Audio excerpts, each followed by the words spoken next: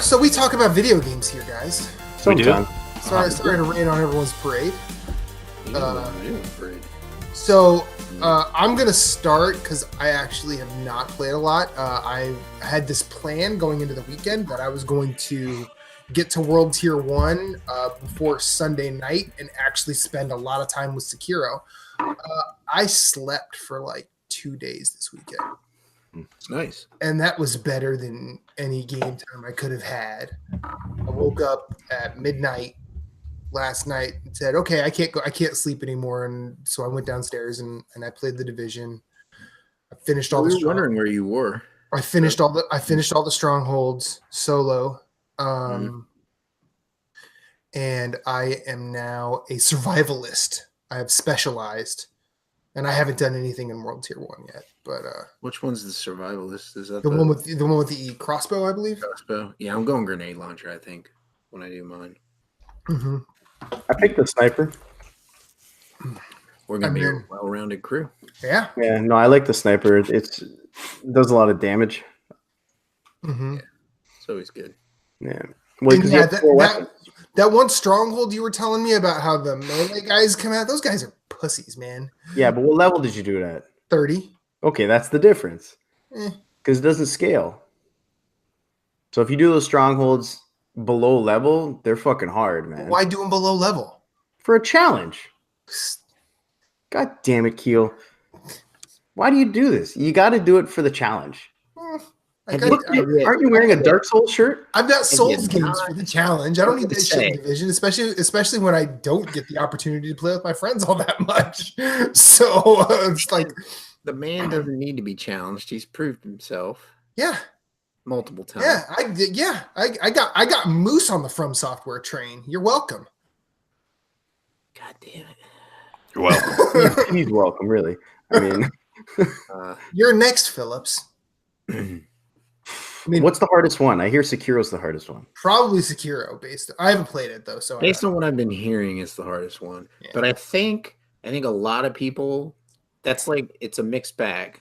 A lot of people are saying it's the hardest, but I think they're saying that because they play it like a traditional FromSoft game. Mm-hmm. So the Twitch streamer I watch, Richie Tutis, he didn't like blow through the game, but he didn't seem to be struggling with it. And I think he was able to like accept the game for what it was and try not to force his like play style of playing Dark Souls games on the game. You know what I mean? He was able to adapt to it and play it like the game wanted him to play it. Mm-hmm. So I don't think. Did you see that guy who beat the game in an hour? Yeah, speedrun. Are you talking about? Is there a video of it? I'm sure it's out there somewhere. You could get it. That's nuts, man. Like when I see those guys who can do a Dark Souls game without getting hit. Yeah, the hitless? Dude, there's a guy, you got to check out this guy, Zeus the Toast or whatever it is. I'll find the streamer's name. He did like Bloodborne, like no hit, no poison, no fear, like nothing. He had no status effects whatsoever. No status effects affect him, none of that stuff.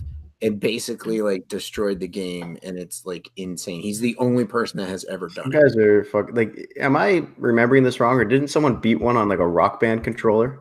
Yeah, beat Dark Souls on a Rock Band. That's insane, man. Like someone used dedication. Bananas. Yeah, plugged into sensors. Yeah, that's insane, man. Like that's nuts. So I think what the smartest thing for me to do would be to play Sekiro, make that game my bitch, and then I can go back and play the others, and there'll be no problem. Yeah, you stopped Bloodborne at ROM. I mean, that's correct. Man. No, but I beat ROM. Yeah, you beat ROM. Went outside, screamed really loud, and then never went back. I did actually do that. It was a scream of victory though. No, sure, but you didn't. You didn't win though. But I beat ROM. You didn't finish the fight. That's not the ending. My game ended right there. That's not the end of the game. What's the electric dog? Bloodstar Peril? Dark Beast Paul. He's an optional one, right? Yeah. Yes. Yeah, I hated that guy. I did not like it. Kill him with fire. He's a beast. Kill him with fire. Easy. Yeah. I'm trying to think. I only did one boss on one attempt, but I'll admit that doing that gave me such a sense of satisfaction that I got it in that moment. Mm-hmm. why those games are appealing. It was the Witches of Hemwick. Oh yeah, that's a good boss. Yeah, like I was just strolling around with a bunch of blood echoes. I was like, because she's in the bottom of that, like a hut, like a little house, right? Yeah, So like, you don't really see it coming. Yeah, so I was like, I'll just check this out. Oh my god! So I did that boss one shot, and I got it like in that moment. But those games, I can do them. I just have to really try. Like I don't have enough natural ability to be amazing at them. You do. And, no, I mean natural ability. Like, there's some guys you can just pick it up and they get it. But see, that's the point of those. That's what it is. Like some people talk about, well, what's a story in a Souls game? There isn't really. It's all just. I mean, it's basically not entirely true because like Bloodborne has some cool stuff with Father G. I don't want to spoil it, but like Father G in the music box. Right, but that's just like a narrative arc. That's not really a story. But I mean, like there is stuff in there, is what I mean. Like it's not just killing shit, right? Like there is right. stuff. I mean, like Bloodborne is more faith versus knowledge. Soul stuff is more light versus dark, but there's no, like, for example, there's no real antagonist in any of those games.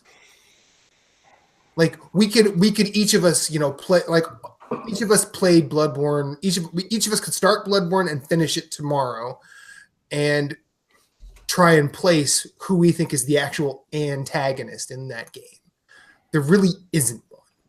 It's in the original Fallout, like Fallout 1 and 2, the main antagonist was actually the Wasteland. Mm-hmm. Like that was the most dangerous thing. Like that would kill you easier than all the other enemies, right? And for many ways, like Bloodborne made me feel like that in Yharnam. Like it's just like the environment itself is almost like the antagonist. Yeah, I mean the way that they use the night cycle as well. Yeah, in that game. But we've gotten off track. Anybody else? About video games? Yeah, I know, but like, what did you play this week, Captain Canada? So I didn't play anything when I was away. Okay. I did a bunch of reading. Cool. But when I got back, I jumped right back into Division because I was right at level 30. Mm-hmm. So I hit level 30, and I did the Stronghold, and so I got World Tier 1, and I didn't realize how fast that you could kind of advance the end game. So I got World Tier 1, match made with some guys. Like, you want to join our clan? No problem. So I joined the clan. There's only 3 people in the clan, but we were all on. And within about 2 hours, we got to World Tier 2 and item level 370. Like, so those guys were 370. I was around 350. But it goes really fast if you just do the strongholds. You do the missions, and then you do the stronghold, and it'll advance you to the next world tier. And so that's all I played. But damn, that game's really good. It's really, really good. It really is. Yeah, and I haven't even touched DZ yet. Like I did a bit. I think I'm Dark Zone level 20, but I have a lot more to do. I haven't done any conquest still, and so I still have a lot to do. I haven't done all the side missions. I haven't gone looking for all the collectibles yet. So there's still a ton for me to do. I'm absolutely loving that game, like as much as I ever have. Probably more actually, because I just got the specialization. So I picked the sniper. Comes in handy. So you have 4 weapons now. Like, so to get us, at least on PC, to get to yours, you would just hit number 4 for your special weapon, and so it adds a lot to it. So it gives you more options too with like picking your loadouts, right? So if you want to have like a shotgun, an assault rifle, you got your pistol, and then whatever. Again, because I have the sniper, I know I have a long range weapon, so I'm comfortable picking more close range weapons. Yeah, the LMG is also really good in this game. I really like the LMG, and like Division 1, I thought it was kind of useless, but in Division 2, I think it's great. So that's all I played. LMG as well. I'm running with one right now. Yeah. LA6, I think it is my personal favorite. It was really good. Yeah, I don't know anything about the guns, so like I just know that I run with one single shot and then one like a rifle, one automatic. That's all I know. I guess it would be an LMG because I'm in one of mine. It's 100 per clip. Yeah, that would 100 per clip would be the LMG. And then the other one is like an 11 per clip. I guess it's just a straight rifle. I use with a reflex scope, and You don't like zooming in, right? No, No. no, it's not. It's too slow. It's way too slow. Well, And I use that at distance, obviously, but so I'll open up from distance with that, and then when they charge in, I'll switch to the LMG or shotgun or something. Yeah. And the turret, I love the turret. So I still use the regular one. I have the sniper turret unlocked, but for the most part, I just use the regular one. yeah. Yeah, when I was playing, I was doing the turret and then the whatchamacallit, the healing hive. That's what I have. Yeah. So and then I switched from the turret and the healing hive to the shooting drone in the healing hive, and I was like, I find that in this later part of the game, playing by myself, like soloing, I need to move around faster. Yeah. I survive more if I use the healing drone and just leave the turret behind somewhere. Like I put the turret in a position where it's got a good vantage point. Yeah. Like, it's Like got elevate it. Yeah, it's got a good cone in front of it, and then if I have to run, and the drone stays with me. Whereas then if you like drop the healing hive and you gotta book it because some people are just like, one dude's launching grenades at you, someone's throwing Molotovs, you could take off and the healing drone stays with you. So I also find that I feel that the turret does more damage than the assault drone. Yeah, I don't know. Yeah, so I was just like, I want to go back to this because I need I need to put guys down, or like guys that I take down to like a third of health, and then they run out of my line of sight, but are gonna come out, in front of the turret. The turret can at least finish them off, and I don't have to worry about them. Yeah, turret's great. I can stay focused on say a yellow guy, like the sledgehammer dudes that are coming running up on me, trying to hit me, and I can leave like the regular level guy off to the side where the turret will kill him. I found myself. I use the turret. Like I use the flame turret. I use that as defense more than anything else because like I'll usually put it in a place where I don't want the other guys to be. Yeah, and then I just use it to create like a choke point, so they're all coming at me in a straight line. It seems like. And then I've been rolling with the revive hive. Oh, nice. Yeah. For those weird times where I get overran. Well, I've seen a lot of guys use those as well, and it comes in handy, certainly. I mean, I played Division 2 really defensively. Same here. So it's not that I'm good. I very rarely go down in my groups because I'm usually hanging out at the back. Like I try and find a good vantage point, just because you get killed so easily. Mm-hmm. Like even with I don't know what my armor is now, but it's high. I'm level 360 or 350. I can't remember, but a couple shots and they can just rip me apart. So for that reason, I usually stay right at the back, and I just drop that hive because the refresh on that hive is like almost instant. So I've just been using that constantly, and I'm trying to get up my skill power too. Because a lot of the stuff I have requires like 1,500 skill power, 1,800 skill power, and I'm nowhere near that yet. Yeah. So I haven't even been paying attention to the stats because I've just been trying to increase the gear score so you can get to the next world tier and get better gear. That's I used to try and keep sets, but if I have to break up sets now that I'm so close to 30, I'm like, whatever. You replace it so quickly, man. I don't the even. The only thing I'm keeping is high end stuff, and I just put that in the stash. Yeah, like the yellow, like yeah. I've actually the stuff I'm rolling with now. Like I'm getting stuff that's always below what I have, so I think that'll change when that'll change once I actually go in through World Tier 1. But it goes really, honestly, it goes really fast. Within the same mission, I was picking up new gear and replacing it within the same mission. So I just stopped modding the weapons and everything I was picking up because I was replacing it a couple minutes later. And that's not an exaggeration. We're like, no, it's not. I agree with you. You're picking it up so fast. There's no point, right? So, but it's awesome. It's still a lot of fun. Like the thing that I like about this game is that it has, like the way they do the weapons is that, the weapon types are all the same. You know what I mean? Mm-hmm. Like there's either this or the Borderlands style where they're random. You know what I mean? Like, so I like that this game or Destiny like has certain weapons to go after. Yeah. The first one, it was that one that the Bullet King had. Everyone wanted a gun that he had before they patched him. And they did a really good Twitter post about him, like after they patched him out, because he used to be able to farm him like crazy. Oh God, we did that once, didn't we, Moose? Yep. Yeah. We farmed him like yeah. We got.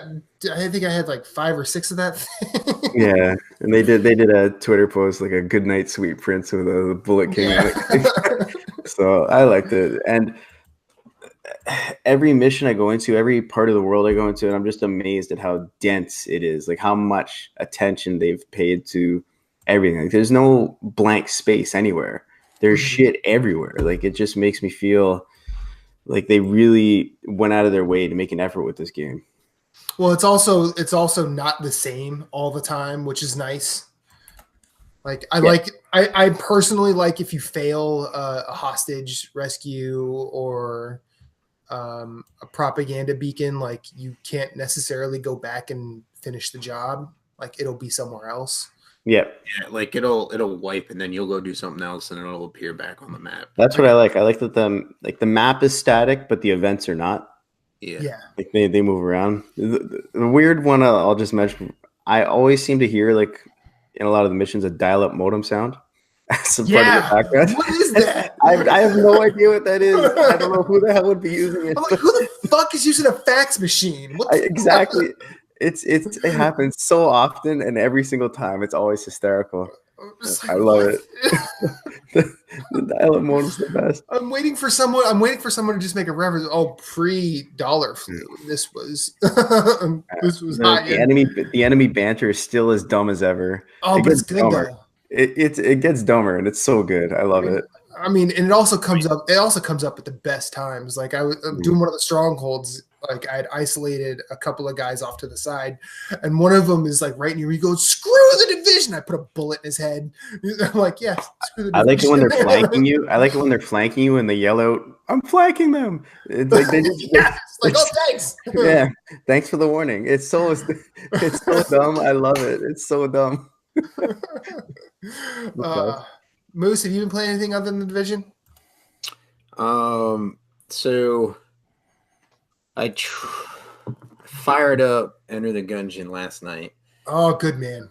Because the game's a lot of fun, and it's getting its last update. Its final expansion. Its final update to the original to Enter the Gungeon. You know, it probably will not be the end of the series. I hope they. Well, see, here's the thing. Like, I hope they don't do another one. I hope they do something, another type of thing. Well, that's what I'm saying. Like, I could see them going and doing another type of thing, and then maybe coming back to it eventually. Mm-hmm. You know, I don't know how large of a developer they are. They could be like the Behemoth, because like the Behemoth, when they announced that they were dropping Castle Crashers this summer on next gen consoles. Well, I mean, it's already on Xbox One, but you know, whatever. When it's actually coming out on PS4 and Switch. They were like, people were talking about, they mentioned that they're doing their next game, and people were like hoping it was Castle Crashers, and they're like, well, you would never have Castle Crashers if we did another Alien Hominid. You wouldn't have Pit People if we did another Castle Crashers. So they're like, you know, we can't really, you know, move in that direction as a developer. So because they're a small team, so yeah. What is it? Dodge Roll, I think, is the developer. Dodge Roll is Enter the Gungeon, yeah. Yeah, so Dodge Roll could Such be a good name, too. Such a good name. That's pretty much what you do in the game is dodge roll through bullets if you have to. But anyways, I downloaded it because I've been meaning to really dive into it. And I enjoy the game. I enjoy it more than I did the very first time I played it when it first came out. So it launched on my birthday in 2016, and the final expansion is coming out on my birthday, which is Friday. So I was like, I've got to download it and play it a bit. So I'll probably play that in the afternoon on Friday after I get back from the gym. But I might stream a little bit because I find it very streamable. It's a very like enjoyable game, like just clearing areas and having fun with it. I played some of that last night. I tried to download Darkest Dungeon and get that working, and there was like some issue with the system software update and update for the game where something wasn't communicating. So I had to like update my system, delete Darkest Dungeon, and just re-download Darkest Dungeon, and then do the expansions to get everything to work. And So that's pretty much all I've been playing. Oh, and Borderlands. So Saturday I played Borderlands with Richie and his girlfriend. We rolled on some Borderlands 2, start new characters. And then just now I jumped into the pre-sequel and started the Claptrap DLC. So playing a little bit of that. And now I that need to finish that one.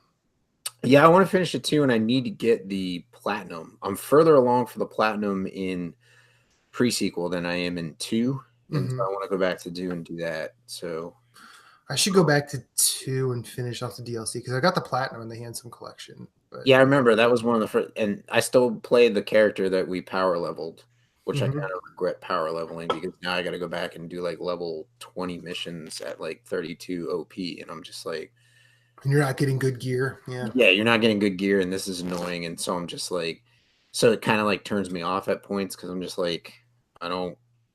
It's like, oh, I got to go back and clear that area. If I actually leveled in the game, it would already be cleared, but you know, it's fine. It's whatever.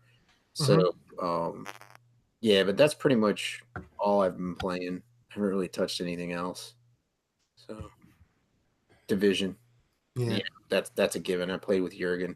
I played with a lot of people online this weekend, which was a lot of fun. So, awesome. Yeah. Saving the best for last. Corey, what have you been playing? I mean, I haven't really been playing anything new, to be honest with you. I played a lot of Assassin's Creed this week, and I played a little bit of Yoshi's Crafted World for Switch, and I've had enough. Had enough. Look, let me put it this way. When Riley starts playing video games, this is the perfect game to let her play around with. Okay. Is it not good? Is it? It's just so easy. It's one of those games that's like annoyingly easy. Like, don't get me wrong, I'm all about having a good, easy game to play and just relax with. But this is like, it's so easy. It's to the point where it's like boring for me. Like you have to try and die. Yeah. Well, yeah. I mean, you can't. You have to suck pretty bad to die in this game. Now, granted, I've only played like 3 levels, but still, it's a very pretty game. It's a very cool looking game. It's just, it's just one of those things, man. You know, it's for kids. It's not for me. I get that, but you know, I'm done. I'm done with it. So I put that nicely away in its little cartridge case and sits on my shelf next to all the other games I don't play. Frisbeed it out the window. Man. So I did finally get to the point in the Division where I joined the clan finally. So welcome. Somebody's got to promote him. Yeah. So I did that. I think you're the only one that can do that, Moose. Really? Yeah. No. There's a.